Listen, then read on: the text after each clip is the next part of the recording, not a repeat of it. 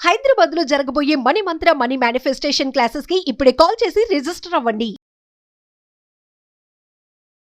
Hi viewers, India's largest digital media network Suman టీవీకి స్వాగతం. ప్రస్తుతం మనతో ఉన్నారని motivational speaker and Kinara welfare society founder Nagachandrika అమ్మ.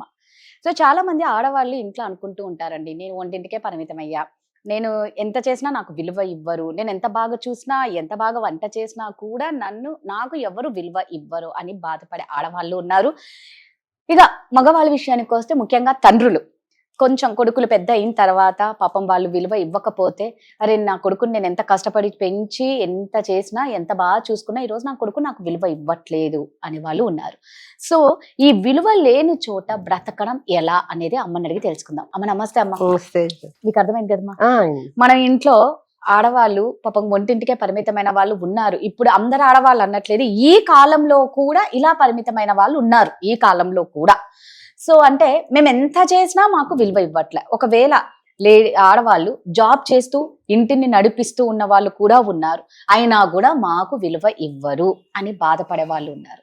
ఇక మగవాళ్ళ విషయానికి వస్తే తండ్రులు ముఖ్యంగా, నేను ఎంత కష్టపడి ఎంత సంసారాన్ని నేను ఒక సాగరం లాగా ఈదుకుంటూ మోస్తుంటే ఈరోజు నాకు విలువ ఇవ్వట్లేదు నా కొడుకులు నా పిల్లలు అని ఫీల్ అవుతూ ఉంటారు.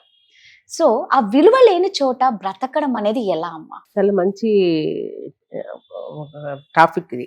ఎందుకంటే ఎక్కువ ఆడవాళ్ళు ఎదుర్కొనే సమస్య ఇది. ఎందుకంటే ప్రతి ఇంట్లో కూడా చాలా మంది అంటే పిల్లలు ఉంటారు, అట్లా భర్తలు ఉంటారు. ఆడవాళ్ళ విషయంలో చెప్తున్నాను నేను.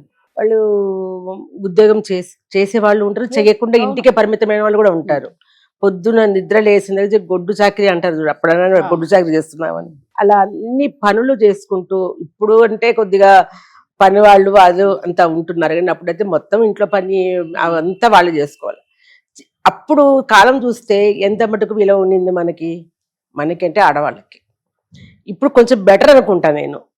ఆ పూర్వకాలంలో ఎంత చేసినా ఆడది గడప దాటకూడదు, వేరే వాళ్ళు వస్తే మాట్లాడకూడదు, వంటింటికే పరిమితం ఉండాలి. ఏదన్నా మాట్లాడుతున్నప్పుడు ఒక మాట మాట్లాడడానికి కూడా ఆమెకు స్వతంత్రం కూడా లేదు వాళ్ళకి. అట్లాంటి చోట మరి ఎంతమంది ఆడవాళ్ళు బాధపడి ఉంటారు. ఇప్పుడు ఇంకా చదువులు ఎక్కువైనాయి, బాగా చదువుకుంటున్నారు, తర్వాత ఉద్యోగాలు చేస్తున్నారు. వాళ్ళు కూడా అయినా కూడా అంటే ఎందుకు లేకుండా పోతుంటే సమయము కూడా చాలా తక్కువైపోతుంది రాధా. మనిషికి అర్థం చేసుకొని విలువ ఇచ్చే సమయం పోతుంది. ఎందుకంటే ఒక రాబర్ట్ లాగా అయిపోయినారు అందరు కూడా. నీ పని ఇది, నువ్వు చేసుకుంటా పో అనే తత్వంలో ఉండిపోయినారు. ఎవరి కోసం చేస్తావు నువ్వు అన్నట్టు అయిపోయింది. నేనెందుకు చేయాలా ఇది అని బాధపడే వాళ్ళు ఉన్నారు. నేను పొద్దున్న చేస్తాను. ఇప్పుడు ఒకటి, మనము వాళ్ళు ఎవరో మనకు విలువ ఇవ్వాలి, మనల్ని గ్రేట్ గా చూడాలి, మనల్ని పొగుడుతూ ఉండాలి, అయ్యో బాగా చేసినావు అని ఎప్పుడు మనము అనుకుంటామో, అంటే నాకు తెలిసి నేను చెప్తున్నాను, అప్పుడు ఖచ్చితంగా మనకు ఒక విధమైన న్యూనతాభావం వచ్చి మనము వాళ్ళు మనల్ని పట్టించుకోవడం లేదు, మనం ఎంత చేసినా మన వైపు చూడడం లేదు, ఎవరి కోసం చేస్తా ఉన్నట్టు చూస్తున్నారు అని మనం ఎప్పుడు అనుకున్నామో అప్పుడు మనలో బాధ స్టార్ట్ అవుతుంది. ఇది నా పని, ఎవరు విలువ ఎందుకు ఇవ్వాలి మనకి? ఇప్పుడు పిల్లలు ఉన్నారు, వాళ్ళకు తల్లిదండ్రుల విలువ తెలుస్తోందా? ఇప్పుడు తల్లిదండ్రుల విలువ తెలుస్తోందా? అమ్మ నాన్న లేకపోతే ఏంటి మా పరిస్థితి అని అది విలువ తెలుసుకోవడం. అంటే వీళ్ళు లేకపోతే మాకేంటి, మాకెంత కష్టము అని అనుకున్నప్పుడే అది అవుతుంది. ఇప్పుడు ఆమె లేదు ఇంట్లో, పొద్దున్న నిద్ర లేసే పాలవాడు వచ్చిన దగ్గర నుంచి పాలు తీసుకున్న దగ్గర ప్యాకెట్ పాలు అనుకో, ఇప్పుడు ఫ్రిడ్జ్ లో పడేస్తున్నారు, అక్కడి నుంచి స్టార్ట్ అవుతుంది. టీ పెట్టే దగ్గర నుంచి మనమే చేయాల్సి వస్తే, అది కూడా లేదు, పని వాళ్ళ మీద ఆధారపడ్డాము. పని వాళ్ళు వచ్చినప్పుడు వాళ్ళు వచ్చి టీ పెట్టాలి, ఇది కూడా ఉంటుంది. ఇట్లాంటి ఆలోచనలు ఉన్నప్పుడు విలువ ఎట్లొస్తుంది? ఆ మగవాడు కావచ్చు, ఇంట్లో పిల్లలు కావచ్చు, రోబోట్ లాగా వాళ్ళు రొటీన్ గా పొద్దున్న లేచిన నుంచి ఏదో ఆవిడ మాకు అందించేస్తుంది. నీ ధర్మం అది, నువ్వు వంట చేయడం నీ ధర్మం, మాకు టిఫిన్ చేసి పెట్టడం నీ ధర్మం, మేము వెళ్ళిపోయేందుకు నువ్వు బాక్స్ అందియడము నీ పని అది అని అది తీసేసుకుని తొందరగా వెళ్ళిపోతాడు తప్ప వెనక్కి తిరిగి చూడడం లేదు.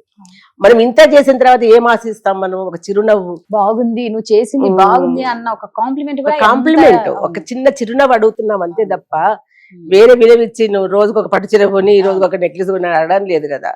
అసలు పిల్లలు కూడా ఇవ్వడం లేదు రాధా. ఇప్పుడు నీ పని, మా అమ్మ పని ఇదే కదా అని లోకల్ పోతున్నారు తప్ప వాళ్ళు కూడా మా అమ్మ ఎంత కష్టపడుతుంది, మా అమ్మ ఎంత చేస్తుంది అనేది లేదు, లేకుండా పోయింది. ఎక్కడ ఎందుకు పోయింది? ఇంత ముందు ఉండేది, కానీ ఇప్పుడు పోయింది అని అంటే ఎందుకు పోయింది? మనుషులకు ఒకరినొకరు అర్థం చేసుకొని ఎదుటి వాళ్ళ శ్రమను గుర్తించి మనం వీళ్ళు ఉండబట్టే కదా మనం ఇట్లా ప్రశాంతంగా పోతున్నాం. మనము ఆ మనుషులు లేనప్పుడు ఆ బాధ తెలుసు, అర్థమవుతుంది నీకు. కరెక్ట్. అప్పుడే అర్థం చేసుకుంటాం. అప్పుడే జరగనప్పుడు మనకి రోజు పొద్దున్న సరే రొటీన్ గా మనం చేసేవాళ్ళు ఆ రోజు రాకపోతే, ఇప్పుడు పని మనిషి రాకపోతే బాధపడతాం. అరో పని మనిషి రాలేదు ఈరోజు, ఎట్లా ఈ పని అంతా చేసుకోవాలా అని చెప్పేసి బాధపడతాం మనం. అట్లాంటిది మన మనిషి, మన అమ్మ, మన అక్క, మన తల్లి, వీళ్ళంతా ఆమె పొద్దున్న లేచిన నుంచి మనకు ఎంతో కష్టపడి లేచి, మనం లేచేటప్పటికి అవన్నీ తయారు చేసి పెట్టి మనకి ఎదురు అందిస్తుంటేనే మనము మన పని చేసుకోవడానికి మనం వెళ్ళిపోతున్నాం. ఆ మనిషి లేనప్పుడు ఏంటి అనేది అది విలువ అంటే. కానీ నా ఉద్దేశం ఏంటంటే, మనం కోరుకోవడము మామూలే. అయ్యో ఒక నవ్వు నవ్వచ్చు, ఒక చిన్నగా బాగుందమ్మా అంటే అది కూడా మనం లేకుండా ఇది నా పని నేను చేసుకోబోతున్నాం అనుకున్నాం అనుకో, ఎటువంటి టెన్షన్ ఉండదు. కానీ మనుషులం కదా, వస్తుంది అది. ఇంకోటి తండ్రి అనేటప్పటికి, తండ్రి మగవాళ్ళ దగ్గరికి వస్తే, మగవాడు సంపాదించి తీసుకొచ్చి ఇచ్చేంత వరకు, రొటీన్ గా జరిగినంత వరకే ఆయనకు విలువిస్తారు. ఎక్కడైనా ఇది మామూలే. ఎప్పుడు రిటైర్డ్ అయిపోయి కొంచెం వయసు ఎక్కువైపోయి రిటైర్డ్ అయిపోయినప్పుడు, రిటైర్డ్ అయ్యి ఇంటికి వచ్చిన క్షణం నుంచి మొదలవుతుంది ఆయన జీవితం. పొద్దున్నే లేస్తానే, అప్పుడు జాబ్కి వెళ్ళిపోవాలి, గబగబా లేసేసి ఆమె భార్య తెచ్చిన కాఫీను అదే తాగి స్నానం చేసి తయారైపోయి బాక్స్ తీసుకొని ఆఫీస్కి పోయి వస్తారు. ఇప్పుడేమైంది, రిటైర్డ్ అయిపోయినారు కదా ఆయన. ఇంట్లో కొడుకు వస్తాడు, ఆయన రొటీన్ గా జరిగేదే, నిన్ననే కదా అయిపోయింది. బాత్రూంలోకి వెళ్తాడు స్నానం చేద్దామని అంటే, కొడుకు వస్తాడు, వచ్చి ఏనా నీకేం తొందర, నువ్వు ఎక్కడికి పోవాలా, ఆఫీస్ లేదు కదా నీకు, ఇప్పుడు ఎందుకు పోతున్నావు, ఇప్పుడు నేను ఆఫీస్కి పోవాలి, నువ్వు ఉండు అని అంటాడు. వాళ్ళ పేపర్ చదువుతా అన్నా కూడా అదే మాట, ఇప్పుడు నువ్వు చదవకపోతే ఏమాగిపోతుంది పేపరు అని మాట్లాడే వాళ్ళు ఉన్నారు, కొడుకులు కూడాను, కూతుళ్ళు కొడుకులు అందరు కూడాను. అప్పుడు ఏమవుతుంది అక్కడ, ఆయన ఎంత బాధపడతాడు. ఇన్నాళ్ళ నుంచి ఆ కుటుంబం కోసం సంపాదించి సంతోషం లేకుండా, ఆయన దీంట్లో సంతోషం ఉంది అని తెలిసినా కూడా దాన్ని ఆయన అనుభవించలేకుండా, నా పిల్లలు బాగుండాలి, సంసారం బాగుండాలి అని చెప్పి ఆయన రొటీన్ గా వాళ్ళు చేసుకుంటూ వస్తారు. ఒక్కసారి వాళ్ళ ప్రపంచం కూడా ఆగిపోతుంది అక్కడ రిటైర్డ్ అయిపోయినప్పుడు. అది అప్పుడు ఆ విలువ తగ్గుతుంది అన్నమాట. అంటే మనిషి ఏమర్థమవుతుంది ఇప్పుడు దీనికి, ఆరోగ్యంగా ఉండడము, ఎప్పుడు పనిచేస్తూ ఉండి సంపాదిస్తున్నాము, అప్పుడే మనిషికి విలువ ఉంటది. ఏ రోజు మనము ఏది తక్కువైనా కూడాను అప్పుడు అమ్మా నాన్న అనేవాళ్ళు ఆ ఇంట్లో ఒక మూలబడి ఉండాల్సిందే. అదే ఇప్పుడు జరుగుతున్న ట్రెండ్ అది. చెప్పింది 100% కరెక్ట్.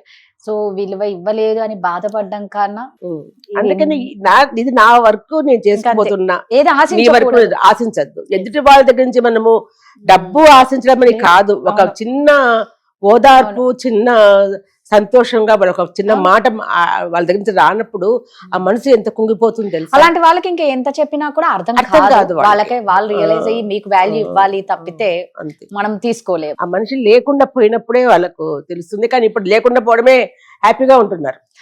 ఇది కూడా ఉందా? అదే తీసుకుపోయి ఏ ఓల్డేజ్ హోముల్లోనో పడేయడమో లేకుంటే బయటకు తరివేయడమో, అప్పుడు ప్రశాంతంగా ఉంటున్నారు అనమాట. వీళ్ళు లేకపోతే అంటే వీళ్ళు పని చేయలేరు, సంపాదించడం లేదు ఆయన, కాబట్టి ఇంకా వాళ్ళు మనకు పనికిరారు కదా, వాళ్ళని బయటకు తరిమేస్తే పోతుంది అనే రకంగా తయారైంది ఇప్పుడు. నిజంగా సూపర్ అమ్మా, థ్యాంక్ యూ.